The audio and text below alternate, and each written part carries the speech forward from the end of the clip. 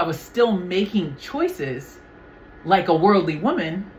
And then I was blaming the men that I was attracting and that I was involved with for not being men of God. Welcome to Thriving Single Day 10. Day 10 of Thriving Single, where for 40 days we commit to living our best life God's way without getting cynical enough to stop praying for our husbands. This is Thriving Single on the road because I just got my nails done. And we having conversations about relationships. I didn't even finish my makeup on the way to here, but whatever. These topics came up and we were like, listen, we gonna talk about it. That's one thing I had to swallow is before I was a woman of God, I was on the path to God, right? I was building my relationship, but I hadn't obeyed God yet. And that's great, that's okay, but I still wasn't a woman of God.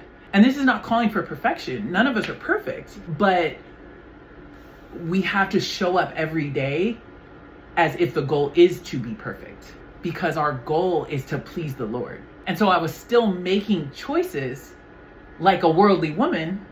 And then I was blaming the men that I was attracting and that I was involved with for not being men of God. Oh, does that make sense? I'm like, well, he's not a man of God. Well, you ain't a woman of God. Because if he can deal with you like a worldly woman, then you're not a woman of God. You're like, but for real? Like, that's what separates a woman of God from a woman of the world. Is if I'm a woman of God, you can't deal with me like a woman of the world. Yeah? Yeah. And so I can't sit here and be like, well, he's not a man of God. You're right, he's not a man of God. And the reason you're with him and he's with you is because you're not a woman of God either. Yeah. And that's a hard pill to swallow. You're like, but I love God. Scripture says that he who loves me keeps my commands. Yes. And if you do not keep my commands, you do not love me.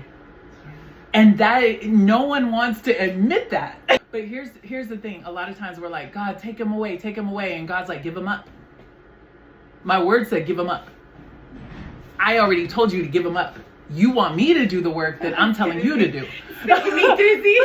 like you can take him away, God. And sometimes God in his mercy and grace will take him away. We've all prayed that prayer. God, if he's not the one, take him away from me. And he takes him away. But sometimes God is like, I already told you to give him up.